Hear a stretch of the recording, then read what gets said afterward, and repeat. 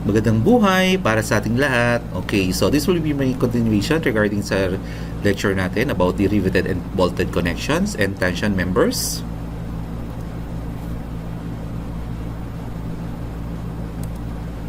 So, kailangan natin mag-solve ng problem. So, try natin i-apply. So, we have the problem here. The single 200 mm by 10 mm steel plate is connected to a 12 mm thick steel plate by 4. So, we have 4 mm. Ito yung diameter yan. That is 16 mm diameter rivets as shown in the figure. So, the rivets used are A502, which is grade 2, hot driven rivets. So, the steel is ASTM 836. So, with Fy of 240 megapascal and Fu of 400 megapascal. So, we have to determine the value of P in all possible modes of failure and the shape of P that connection can resist. So, ito yung solve natin yung value ng P. Okay. So, for the tension on plate, allowable tensile stress on plates. So, the allowable tensile stress in plates is based on the following modes of failure of the member: excessive elongation or yielding and fracture. So, we have the section 504.2 of NSCP states the following allowable tensile stress on plates except on pin connected on of members. So we have the allowable stress of gross area while yielding. So we have the Ft is equal to 0.6 or 60% of Fy. For the allowable stress of on net area, that's fracture. So we have the 50% of the Fu. So yun yung ating mga hahanapin. So, for the allowable, for the pin connected members, so allowable stress on the net area of pinhole is 0.45 of Fy. For the allowable on body of I-bars, we have 0.6 of Fy. Yan. So, makikita natin dito yung tension on net area and then tension on the gross area. So, these are the 4 yan, rivets natin with 16 mm. So, the gross area of AG of members at any point shall be determined by summing the products of the thickness and the gross width of each element as measured, normal to the axis of the members. So, for the angles, the gross width which shall be the sum of the widths of the legs less the thickness. So, according to the section 50.3, when the tension members are connected by yielding, the cross-sectional area is available for transferring for tension. So, when the connection is done by bolting or riveting, holes must be made in the members. So, the holes evidently reduce the cross-sectional area available for the transferring the tension. So, that the net area of AN of a member is the sum of the products of the thickness and the net width of each element, computed as follows. So, solving for the net width. So, the width of a rivet or bolt hole shall be taken as 1.6 of mm greater than the nominal diameter of the hole. So, for the tension of the gross area, so we have 60% of the Fy. So, substituting the value of Fy, that is 248 megapascal. So, we have the F tension or tension in the gross along the gross area. We have the 148.8 megapascal. So, solving for the AG or 200 by 10. So, we have 2,000 millimeters squared. So, for the A. Solving for the P. So, Ft is equal multiplied by AG. So, 148.8 multiplied by 2,000. So, we have 297,600 Newton. Solving for 287.6 of kilonewton. So, this will be your solving for the P. Yung kaninang hinahanap natin. Okay. For the tension on the net area, so 50% of the Fu, so we have 200 megapascal. For the AG is 2,000 millimeters squared. Solving for the P, that is Ft multiplied AG, which is 200 times 2,000, that is 400,000 Newton or 400 kilonewton. When the tension members into a supporting members, some of the load carrying ability will be lost unless all connectors are in the same plane and all elements of the tension members are connected in the support. So for example, in the case of an angle, only one leg may be connected to the joint. So a reduction coefficient, that is U, is therefore used to calculate the effective net area. So reduction coefficient can be taken as 1 if all cross-sectional elements are connected to the support. When the load is transmitted by bolts through only some of the cross-sectional elements of the members, so the effective net area, which is AE, is calculated using the following formula along the section 502.4.3. So the AE is cross-section area, reduction coefficient, that is AE is equal to reduction coefficient of AN. So where AN is the net area of the member, reduction coefficient. So unless a large coefficient can be justified by test or other recognized criteria, the following values of reduction coefficient shall be used in computations. So these are the values. So we have the type of members. So all segments are connected to transmit the tension. So we have the value of 1 and then 1 for the coefficient of reduction. Sa W, M, and S section, so VF over D is greater or equal to 2/3. So the connection of to flange of that is 3 and 0.9. Ganun din sa T's. So VF over D square greater than or equal to 4/3. So connection to flange, so 3 and 0.9. So that is will be the effective net area coefficient for fastener. So the reduction is necessary to take into account a non-uniformly distributed transfer to stresses. For type D, ganun din, 3, 0.85. So for all section, that is 2 and 0.75.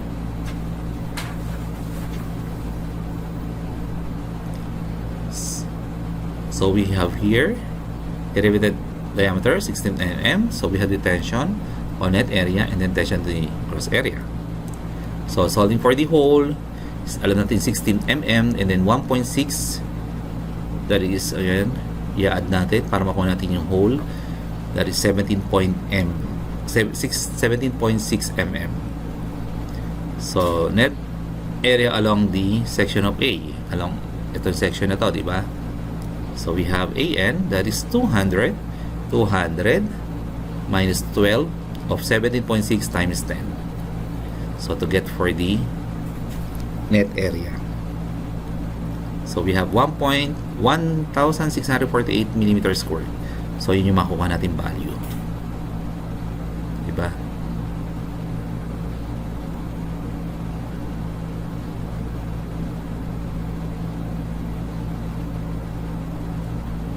For the effective area of splice and gusset plates, so we have riveted and bolted splice and gusset plates and other connections fitting subject to tensile force shall be designed in accordance with the provision of section 504.2, where the effective net area shall be taken as the actual net area, except that for the purpose of design calculation it shall not be taken greater than 85% of the gross area.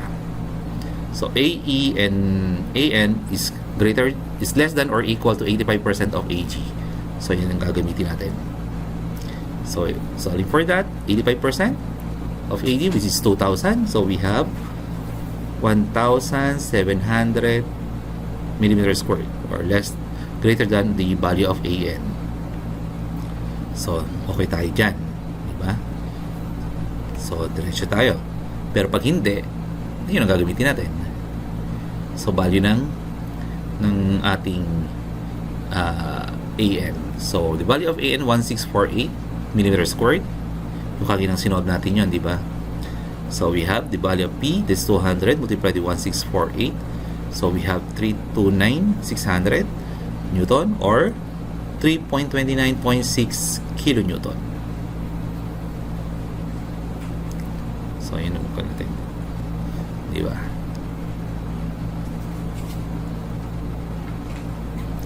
Next, so we have bearing on the project area. So P multiplied by FA in terms of P. So P is equal to 1.2 of FU. So 1.2 multiplied by 400, that is 480 megapascal. So summation of dt. So 16 times 10 multiplied by 14. Yan. So makukuha natin AB 640 millimeter squared. So for the P, which is the value of FP and AP, which is 480 multiplied by 640, we have 307,200 Newton or 307.2 kilonewton. So yan yung makukuha natin value ng P.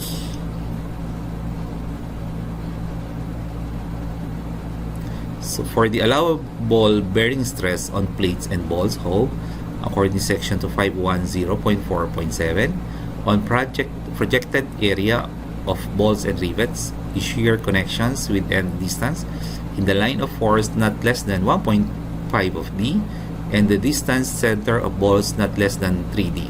So the allowable bearing stress of FP are as follows. So we're looking for the standard or short slatted holes with 2 or more bolts in the line of force when the formation around the hole is of concern. So which is FP is equal to 1.2 of FU according to equation 2.3. In long slatted holes with the x-axis of the slat perpendicular to the direction of the loads and with 2 or more bolts in the line of force, so the FP is 1 multiplied by FU according to equation 2.4. On the projected area of bolts and rivet closest to the edge in standard or short slatted holes with the edge distance less than 1.5D and in all connections with the single bolt in the line of force, so F is equal to LE FU over 2D or less than or equal to 1.2 of FU, where LE is the distance from the free edge to the center of the bolt in millimeter and D is the bolt diameter in millimeter.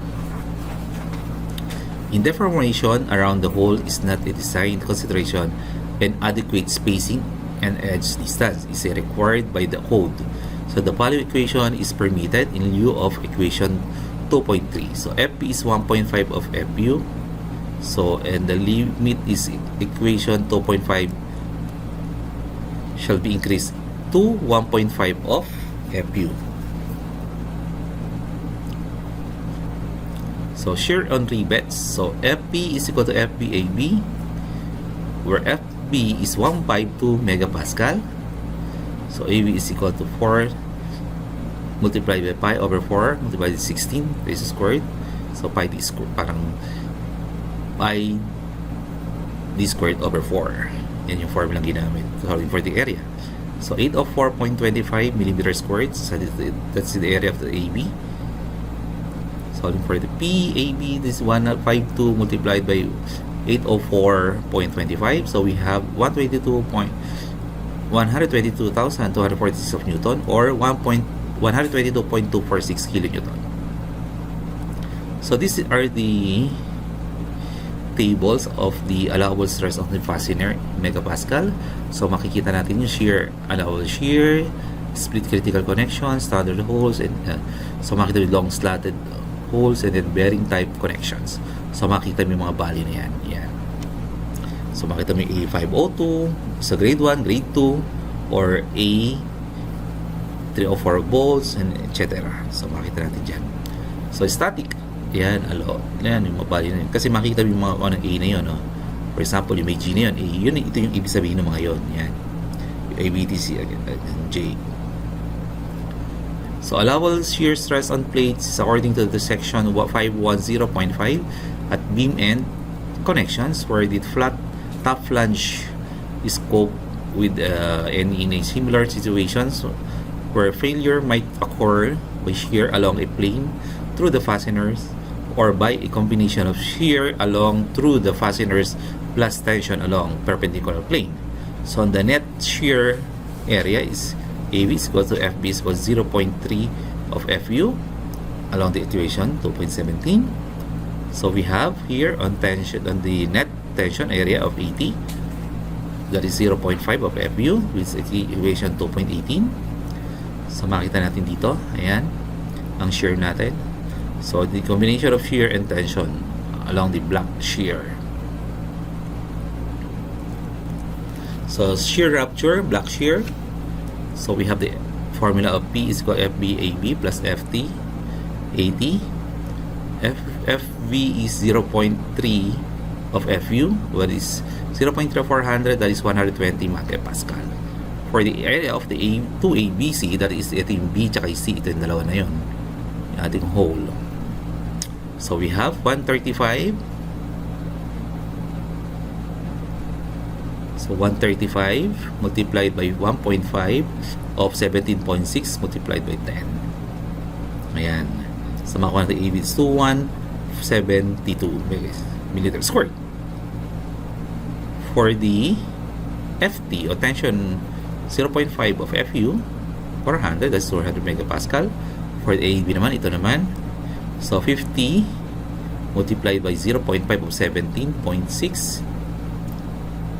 So we have 824 millimeter squared. So substitute natin yan. So makita natin yan, yung value na yun. So we have 425.44 kilonewton. So dito magtatapos yung ating lecture for the part 2. And then abangan yung part 3 for our lecture. And then meron akong in-upload sa Google Classroom na inyong gagawin. Okay.